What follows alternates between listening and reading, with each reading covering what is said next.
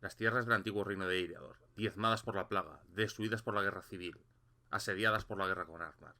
Este es el resultado. Hoy, en las pantallas, ruinas del reino perdido.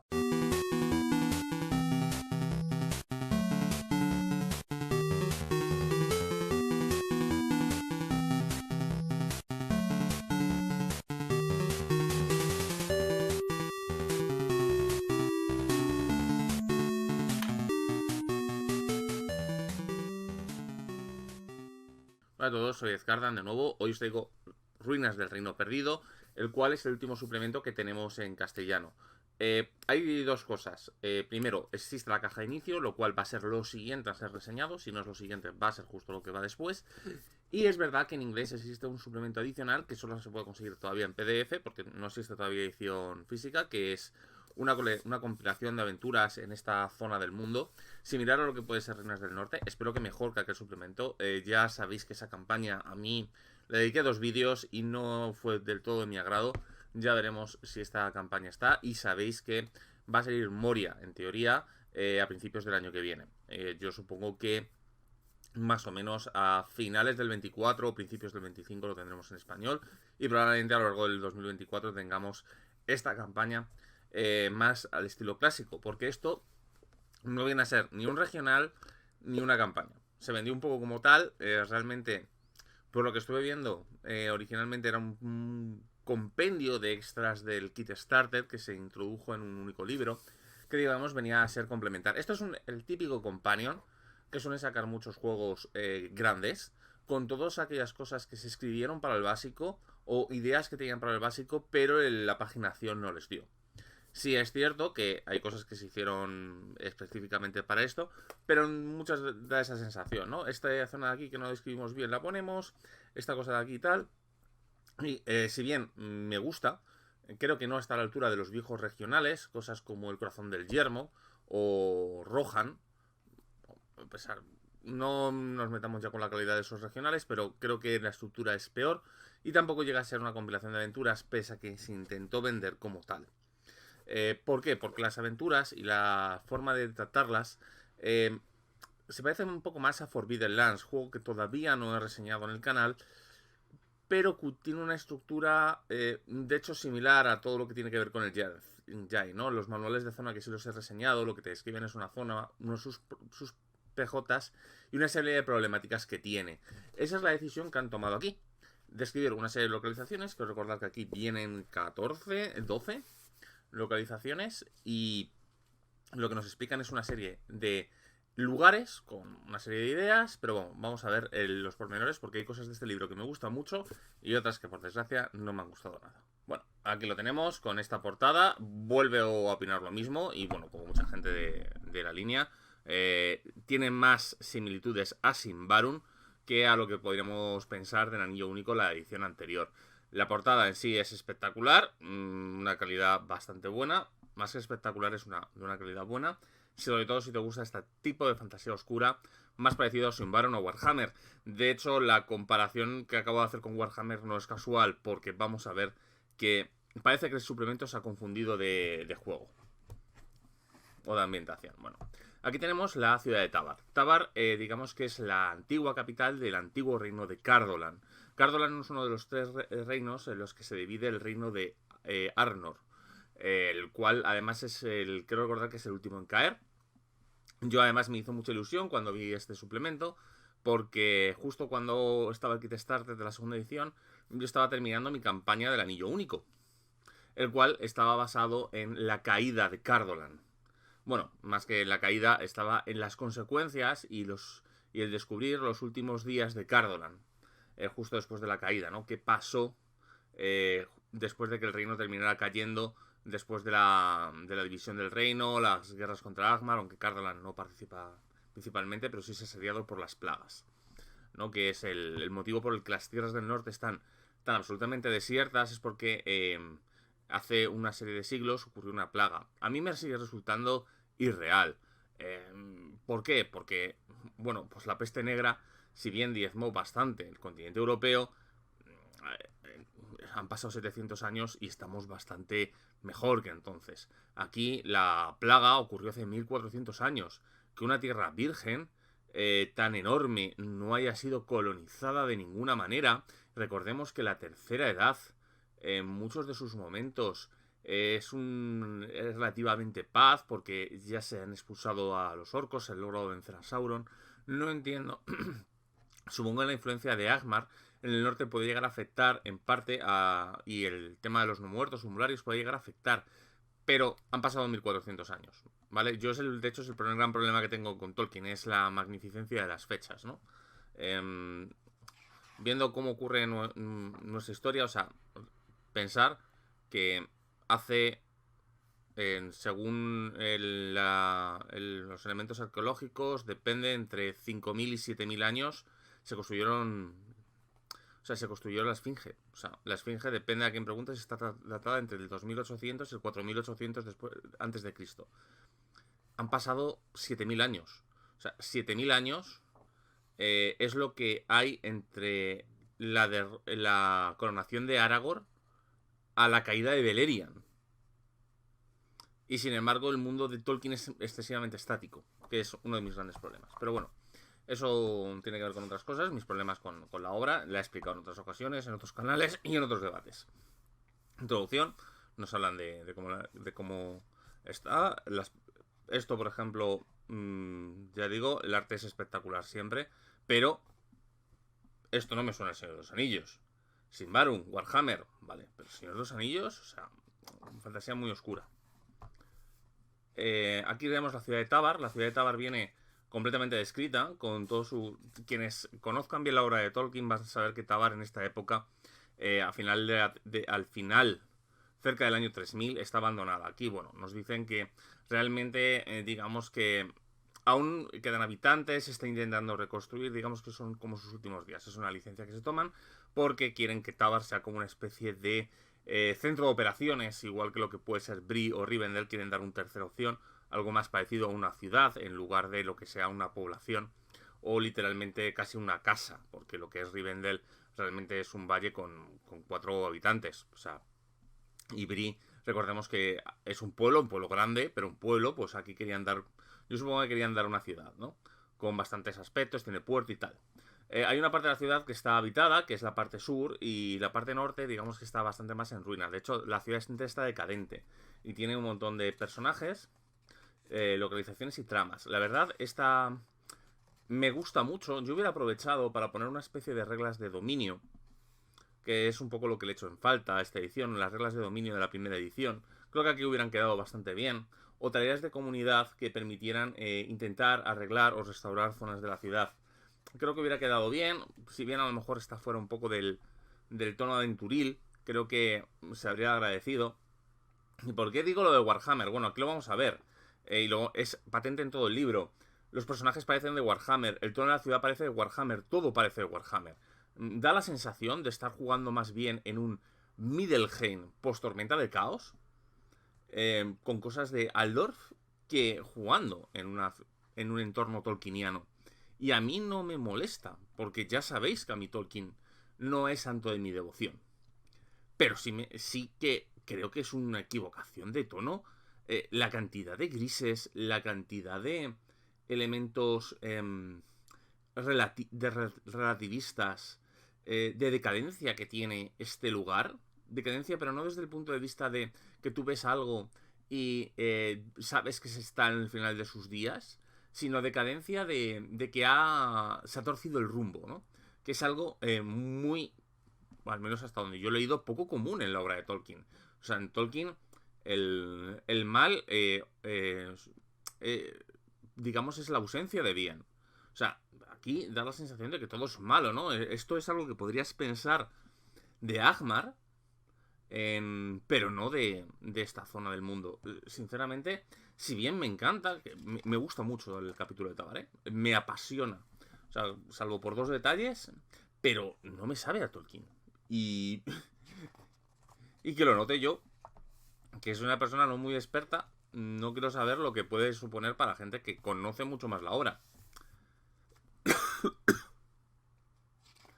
El estero de lo siento un poco, tengo la voz un poco cascada, Tuve una enfermedad hace unas semanas y es que no, la garganta se me sigue resintiendo.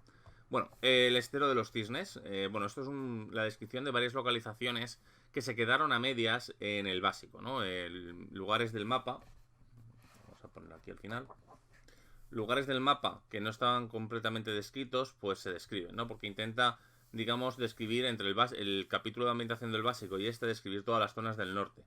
Sigo pensando que hace falta otro libro. Otro libro, sobre todo, que haga buen pie a todo lo que está al oeste del Brandivino. Pero bueno, está bien, ¿eh? Y creo que todas las localizaciones están mucho mejor. De hecho, creo que están mucho mejor que o sea, estas saben un poco más a lo que es Tolkien. Recuerda más a Suplemento de Rivendell de primera edición que lo que recordaba la propia ciudad de Tabar. Aquí tenemos los Daer. Bueno, como vemos, una serie de localizaciones en las que nos comentan personajes, localizaciones, ese tipo de sitios. Desde los salones enanos de Harmel, las ruinas de Cardolan. Algunas están mejor hechas. Cardolan yo creo que está, sinceramente, se había prometido casi que era un capítulo dedicado a Cardolan. Cardolan es la capital y el resto de Cardolan, como veis, pues tiene poco. Tiene cosas curiosas en los recuadros, pero a mí se me hace digamos, me faltan cosas. ¿Por qué? Bien, vámonos al mapa un segundo. Recordemos que el Anillo Único, en segunda edición, tiene una serie de reglas especiales a la hora de viajar. Estas reglas es que cuando pasas en estas zonas tienen sus propias tablas, ¿no? Y se echan un poco de menos tablas exclusivas para algunas localizaciones o zonas peligrosas.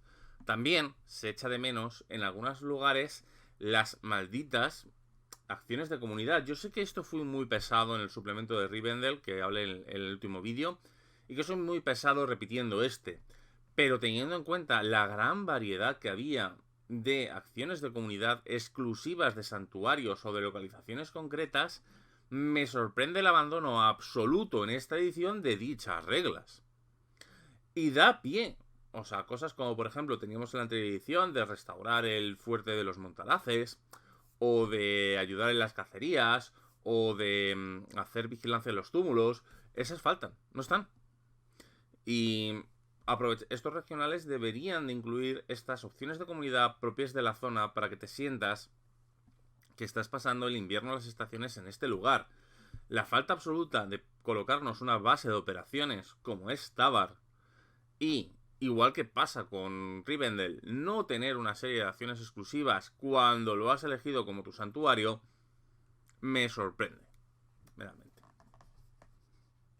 Bueno, aquí venimos a lo mejor capítulo del libro. La tormenta se avecina. Este es el que más me gusta y el que creo que está mejor hecho.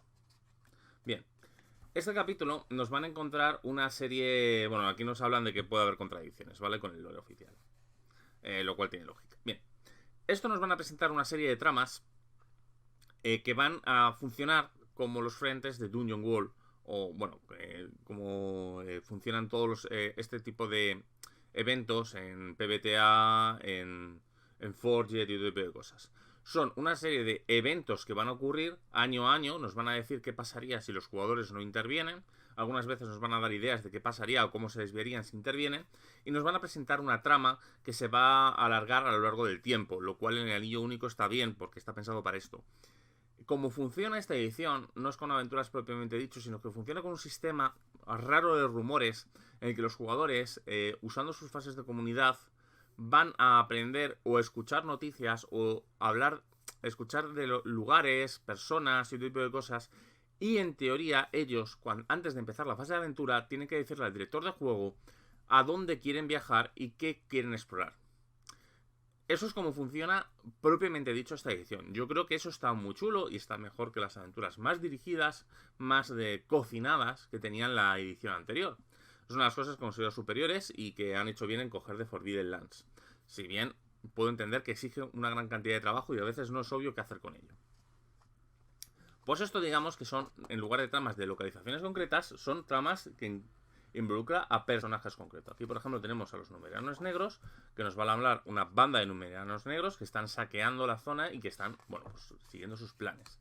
Entonces, aparte de que tenemos todos los personajes, sus las cosas que están haciendo y todas sus estadísticas, tenemos un cómputo de años con cuál es todo su plan. Con lo cual, si yo, por ejemplo, decido escuchar rumores en la fase de invierno, por ejemplo, del 2968, podría enterarme de que ha ocurrido esto. Y entonces, tarde o temprano, pues tendré que hacer caso. Y si no, pues cuando lleguen al final, en este caso es cuando lleguen al 2975, esta banda completará su acción. Con lo cual esto me gusta mucho.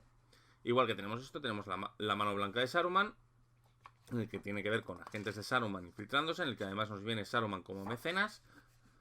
Aquí recomiendo coger el suplemento de Rohan si tenéis acceso a él, porque nos van a explicar un poco más cómo fue la corrupción de Saruman. Sacadores de las Tierras Brumas. Aquí nos van a hablar de una partida de saqueadores dirigidos con una bruja y todo tipo de cosas. Y aquí nos vienen otras sombras que son pequeñas tramas ya sin desarrollar. Estas tres están desarrolladas y aquí nos dan pues 3 ideas. Una de ellas, pues que obviamente el sueño de Moria, que conecta directamente con el suplemento. Localizaciones. Bien, aquí ya tenemos las aventuras propiamente dichos, que no son aventuras, lo vuelvo a decir. Las viejas minas de los enanos. Aquí nos dicen el rumor, un rumor que podemos escuchar si usamos la acción de recopilar rumores, o a lo mejor durante una aventura alguien puede escuchar algo similar a esto. Saber antiguo, que es que si los jugadores tienen, digamos, estudian, investigan o tienen habilidades que les permite conocer un poco más. El trasfondo de la localización, cuál es el entorno, una serie de acontecimientos que pueden ocurrir por el viaje, el mapa de la zona, todas sus localizaciones. A continuación tendremos sus PNJs. Y por último, aquí bueno, en este caso no, pero a veces vienen algunas ideas de aventura. Bien, aquí tenemos, por ejemplo, que hay una maldición y una especie de bestia. Las Torres Blancas, que hay un problema con una serie de visiones y un Palantir. Pues eso, cada localización pues nos da una serie de ideas de aventuras. ¿Ves? Aquí sí que vienen intrigas y problemas, ¿ves? Aquí vienen 3 posibles aventuras para dirigir en esta zona. O algunas pueden estar conectadas con la anterior. Como vemos aquí, es cómo dominar unas reglas de cómo dominar el Palantir, razones para poder visitarlo, el rumor de la localización, que podemos aprender si estudiamos o sabemos un poco más, y ese tipo de cosas. La verdad, el árbol del dolor, o sea, las aventuras, bueno, pues algunas están mejores, otras son peores, algunas localizaciones es más fácil hacer algo con ellas y otras más complicadas, ¿no? Muchas de estas localizaciones se tratan además en las tramas que he comentado antes en el capítulo 2. Bueno, es malo. Bien, me parece que están mejor montadas que las de Forbidden Lands. Que a mí las de Forbidden Lands me da la sensación a veces que le faltan un poco de chicha. Estas me gustan más. Y es el mismo sistema. Orgo, si te gusta Forbidden Lands, te va a gustar esto. ¿Qué cosas tiene buena? Puedes coger directamente cosas de Forbidden Lands, maquearlas un poquito y poderlas traer aquí. Con lo cual, pues funciona de forma bastante interesante. Porque técnicamente, si quitamos los elementos de magia y tal, muchas veces las aventuras que no tienen que ver con magia, sino que tienen que ver cosas como, por ejemplo, de fortalezas, pequeñas poblaciones, otro tipo de cosas, pues te pueden funcionar perfectamente para el anillo único. Podemos tener un problema con la adaptación de enemigos, pero lo que siempre he dicho, esquinea, un orco es un orco. Forbidden Lands a lo mejor son más fáciles, más difíciles, pero un orco es un orco, un goblin es un goblin, un tal es un tal. Me dices, aquí me dice que tengo la hermandad de no sé qué, coge bandidos del anillo único, si se puede hacer. Viceversa, localizaciones de aquí las puedes llevar casi tal cual a Forbidden Lands, porque tienen la misma estructura y se hacen con la misma idea. Esto, si os gustaban más las aventuras propiamente dichas, como las podíamos encontrar en la primera edición, como por ejemplo Ruinas del Norte, o Juramento de la Marca de los Jinetes, o El Corazón del Yermo, no era Relatos de las Tierras Ásperas, os van a gustar menos. Si os gustaba más Sombras del Bosque Negro, y no digo Sombras del Bosque Negro como campaña, porque no tiene ni punto de comparación, sino Sombras del Bosque Negro como ideas de localizaciones y lugares donde hacer tus aventuras, te va a gustar. Esto depende un poco. Yo creo que de hecho, debido a que tuvieron algunas quejas con este tipo de estructuras, decidieron sacar las aventuras más convencionales que es el Relatos de las tierras solitarias o algo así, no recuerdo ahora cómo se llama el nombre.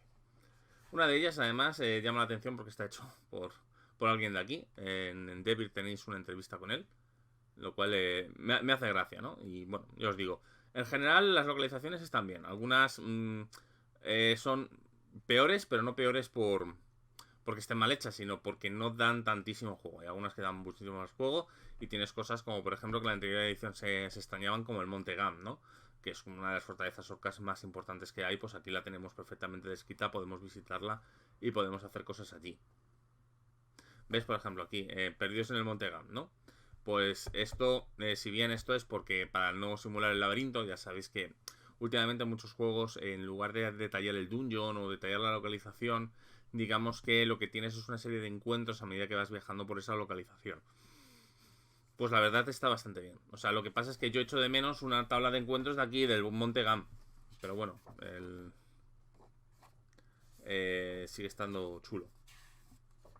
Fuente de Arlas. Y como vemos, pues un poquito de todo. La verdad, pues yo os digo, lo que más podéis tener problemas es si no termina de convenceros esta estructura. Bueno, y finalmente aquí tenemos el apéndice, que como vemos es una FAQ o reajuste de algunas cosas, como por ejemplo darle límite de tiempo al concilio, que la magia sutil y el ojo de Mordor, digamos, no lo active de esa forma, ¿no? O por ejemplo, ¿qué pasa cuando alguien, si podemos prestar nuestros objetos a nuestros compañeros? Ya que el sistema no está pensado para ello. O sea, esto es como, por ejemplo, ¿por qué en D&D, por ejemplo, las botas de trepar cuadránido te tienes que sintonizar con ellas? Para que no ocurra y tiene que pasar un descanso largo y tal. Y además es un objeto de sincronización y tal. Los objetos de sincronización en D&D es para que no pase de que alguien trepa, tira las botas abajo, las coge al siguiente, sube, las tira abajo. Y entonces, para darle un aspecto más único que es tu objeto, se inventaron un poco la sintonización también para equilibrar, ¿no? Para que no el mismo personaje no tenga siempre objetos muy poderosos. Aparte de por equilibrio de juego, para que no haya el acaparador de objetos.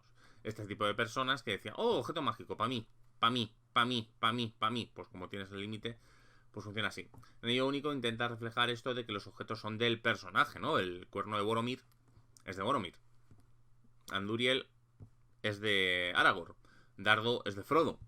Intenta representar un poco este tipo de cosas con los objetos con este tipo de objetos. Bueno, pues aquí nos dicen como para poder prestarlos, ¿no?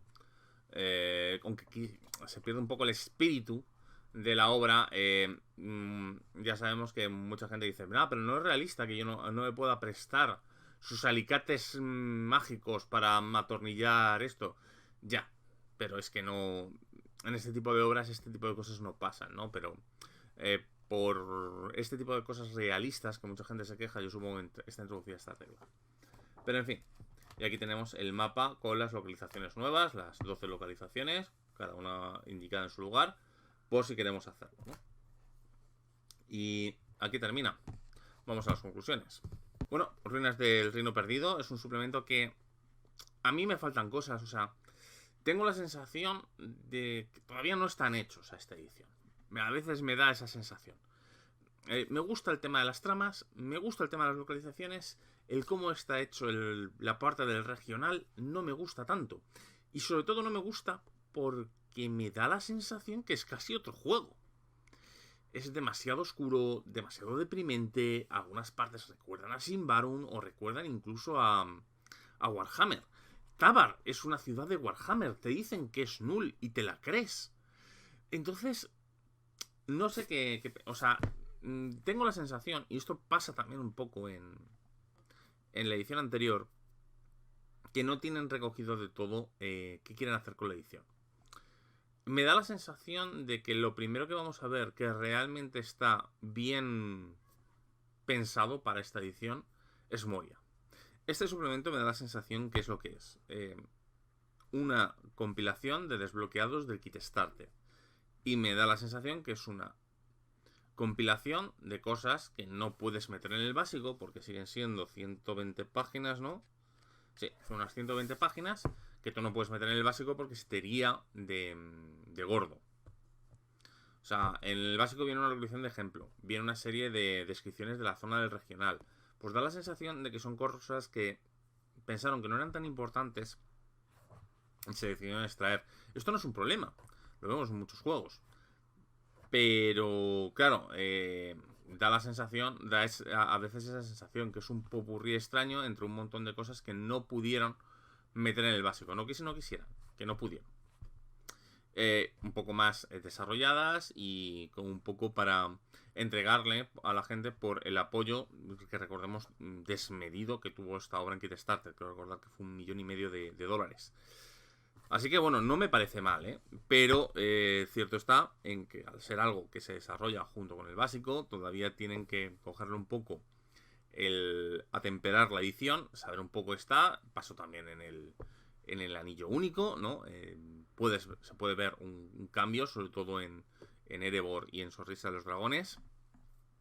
Se les puede notar una madurez y un cambio en la forma de entender la edición. Pues este suplemento, al ser el primero, pues se le nota que no tienen esa madurez. Yo creo que el primero que vamos a ver completamente diseñado y pensado con todo lo que la edición supone va a ser Moria, que tiene una pinta impresionante. Por lo demás, bueno, lo único que voy a advertir es eso, el tono y la estructura. Si no os gusta la estructura de Forbidden Lands, vais a odiar este suplemento. Y si no os gusta, y si busquáis un tono mucho más Tolkien, este a lo mejor no es el mejor lugar donde lo encontráis. A mí me gusta, pero porque yo tengo esa ojeriza con Tolkien. Pero lo cierto está en que, digo, me han metido un suplemento de Simbar, uno de Warhammer, y me lo han cambiado el título. A veces tengo esa sensación. Pero bueno, por lo demás, la siguiente reseña hablaremos probablemente de la caja de inicio. Si no, veremos otra cosa, pero bueno, las dos siguientes reseñas, una de ellas va a ser la caja de inicio. Así que bueno, hasta otra.